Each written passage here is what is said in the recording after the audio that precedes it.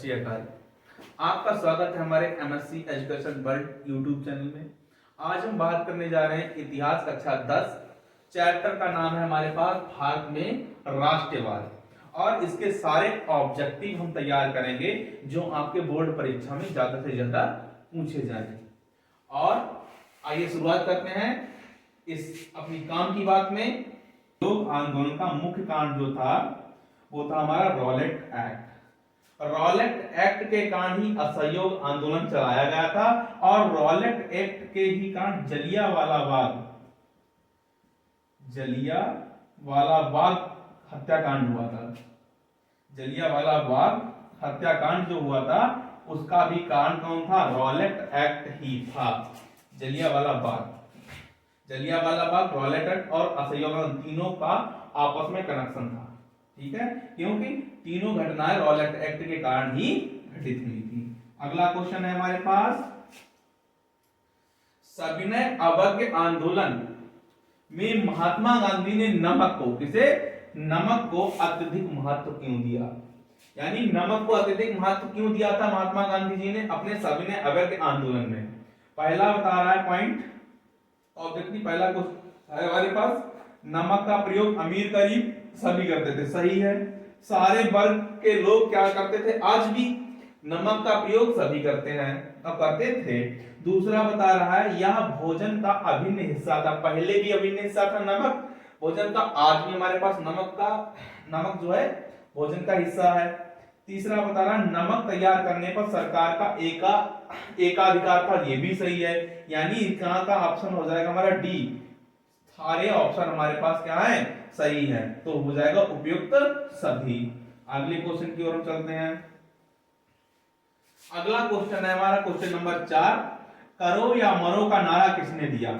नारे वाली वीडियो में एक अलग से बना दूंगा, लेकिन फिलहाल तो अभी क्वेश्चन आ गया है, करो या मरो का नारा किसने दिया? तो करो या मरो का नारा दिया था महात्मा गांधी जी ने। महात्मा गांधी ने दिया था करो या मरो का नारा।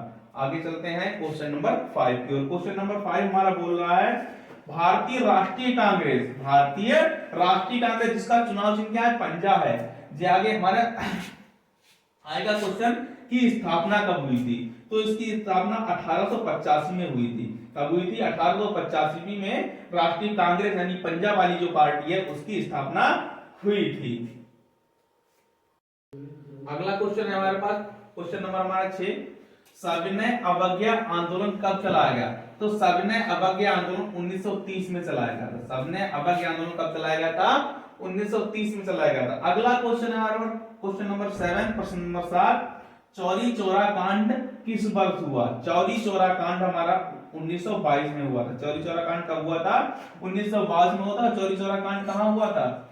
चौरी चौरा कांड आपके यूपी में यानी उत्तर प्रदेश में हुआ था। उत्तर प्रदेश के गोरखपुर में,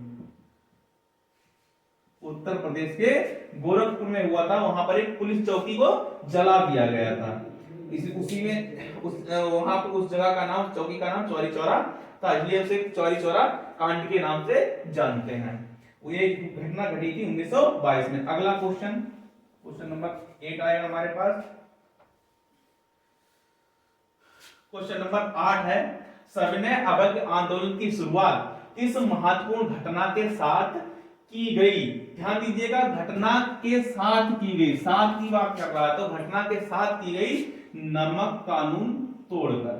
कौन सी घटना घटी थी इसके साथ? नमक कानून को तोड़कर। अगला क्वेश्चन है हमारे पास प्रश्न नंबर 9, रॉलेट एक्ट कब पारित हुआ? रॉलेट एक्ट सन 1919 में पारित हुआ। मैंने पहले बताया रॉलेट एक्ट कब पारित हुआ? 1919 में पारित हुआ, और इसी के साथ आगे जलियांवाला बाग की घटना 1919 में ही घटी थी।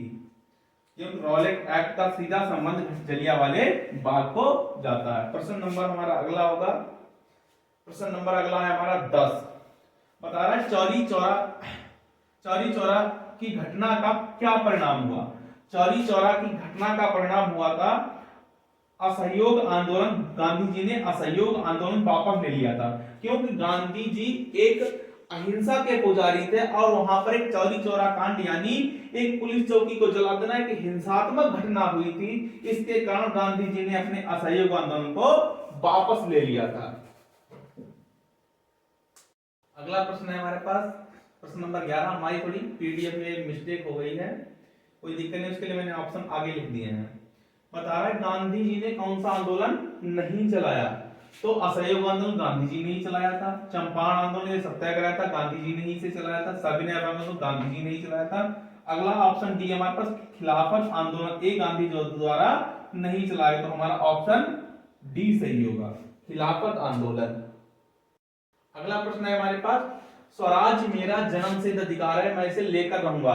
एक नारा कह लीजिए या कथन कह लीजिए, एक नारा है या कथन है, स्वराज मेरा जन्म सिद्ध अधिकार है, मैं इसे लेकर रहूंगा। प्रश्न 12 है हमारे लिए, तो ये बात किसने कही थी, ये बात हमारे बाल गंगाधर तिलक जी ने कही थी, स्वराज मेरा जन्म सिद्ध अधिकार है और मैं इसे लेकर रहूंगा। अगला क्वेश्चन है, महात्मा गांधी ने असहयोग आंदोलन कब आरंभ किया, महात्मा गांधी जी ने असहयोग आंदोलन कब स्टार्ट किया था, महात्मा गांधी ने असहयोग आंदोलन 1920 में स्टार्ट किया था। इसे बंद क्यों करना पड़ा था, क्योंकि यहाँ पर हिंसा हो चुकी थी। हिंसा क्या हुई थी, चौरी चौरा कांड में पुलिस चौकी को फूंक दिया गया था, जला दिया गया था। अगले क्वेश्चन पे हम लोग चल रहे हैं।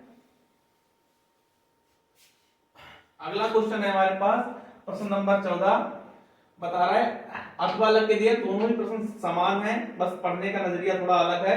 असहयोग आंदोलन ने किस स्थान पर हिंसक रूप लिया था, या निम्नलिखित स्थान में हिंसक घटना क्या है जो गांधी जी ने असहयोग आंदोलन रोक दिया था, जिसके कारण असहयोग आंदोलन रोकना पड़ा। तो वो घटना थी चौरी चौरा। चौरी चौरा उस जगह का नाम है, ठीक है, तो ऑप्शन हमारा क्या सही होगा, चौरी चौरा। अगर यहाँ पर ऑप्शन हमारा चौरी चौरा नहीं दिया था तो हम गोरखपुर लगा सकते हैं, लेकिन जब हमारे पास मुख्य रूप से चौरी चौरा दे रखा है तो हमारा आंसर क्या होगा, चौरी चौरा। चौरी चौरा कांड हो गया था, पुलिस चौकी जला दी गई थी, वहां पर हिंसक रूप हो गया था, इसीलिए गांधी जी ने अपना असहयोग आंदोलन बंद किया था। अगला प्रश्न है हमारे पास प्रश्न नंबर 15, गांधी जी ने असहयोग आंदोलन क्यों वापस लिया, तो गांधी जी ने असहयोग आंदोलन क्यों वापस लिया, कई बार मैंने बताया है, Gandhi option number B, Gandhi ji ने अनुभव किया कि आंदोलन ने कई स्थानों पर हिंसक रूप ले लिया। हिंसक रूप क्या ले लिया था, यही चौरी चौरा कांड जो कि गोरखपुर में है, और गोरखपुर में क्या हुआ था, एक पुलिस चौकी को जला दिया गया था, इसीलिए गांधी जी ने इसे बंद किया, असहयोग आंदोलन को हिंसक रूप ले लिया था। अगला प्रश्न है हमारे पास, भारत छोड़ो आंदोलन किसने प्रारंभ किया, भारत छोड़ो आंदोलन, तो भारत छोड़ो आंदोलन हमारा गांधी जी ने ही प्रारंभ किया था, भारत छोड़ो आंदोलन हमारा गांधी जी ने प्रारंभ किया था। अगला प्रश्न हमारे पास प्रश्न नंबर 17, वंदे मातरम गीत के लेखक कौन है, वंदे मातरम गीत के लेखक हमारे बंकिम चंद्र चटर्जी हैं, बंकिम चंद्र चटर्जी। इनकी एक पुस्तक है जिसका नाम है आनंद मठ,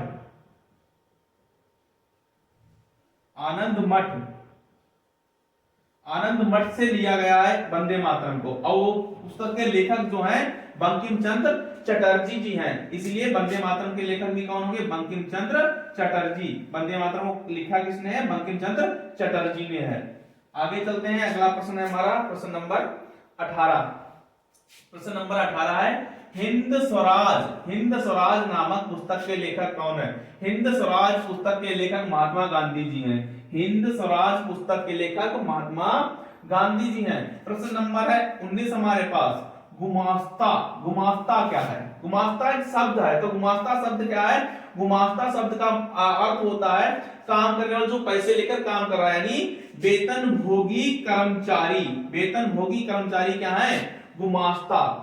अगला प्रश्न नंबर 20, प्रश्न नंबर 20 हमारे पास आ रहा है कि भारत वापस आने पर गांधी जी ने पहला सत्याग्रह, गांधी जी 1915 में वापस आ गए थे और यहाँ पर क्या स्टार्ट किया था, यहाँ पर सत्याग्रह स्टार्ट किया था, वो कौन सा, चंपारण वाला। चंपारण कहाँ है हमारा, बिहार में है, चंपारण कहाँ है हमारा, बिहार में है, तो ये वाला चंपारण जो था सत्याग्रह स्टार्ट किया था।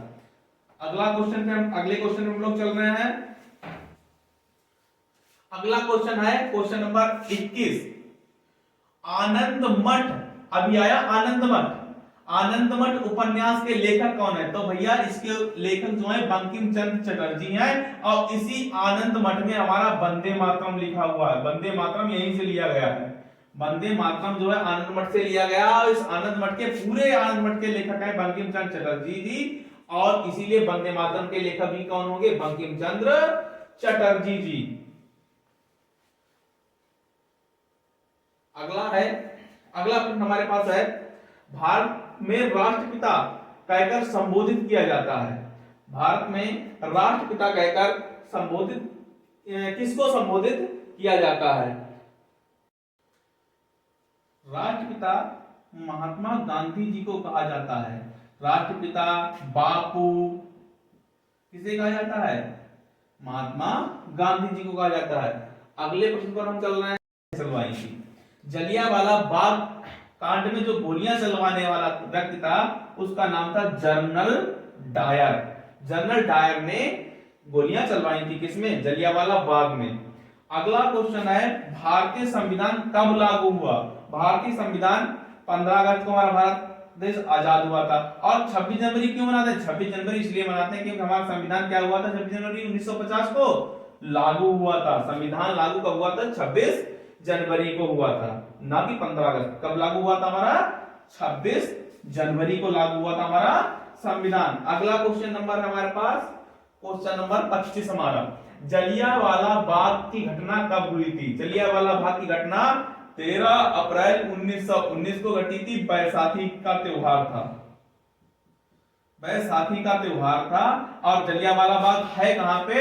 ये अमृतसर में है हमारा। अमृतसर कहां है? पंजाब में है।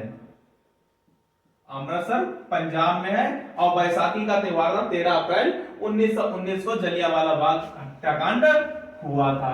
अगला प्रश्न हमारे पास है, प्रश्न नंबर 26, निम्नलिखित में से बारदोली सत्याग्रह, अभी तो गांधी जी वाले पढ़े सत्याग्रह, लेकिन एक जो अलग है, बारदोली सत्याग्रह का नेतृत्व किसने? बारदोली सत्याग्रह का नेतृत्व किया था हमारे सरदार वल्लभ भाई पटेल जी ने।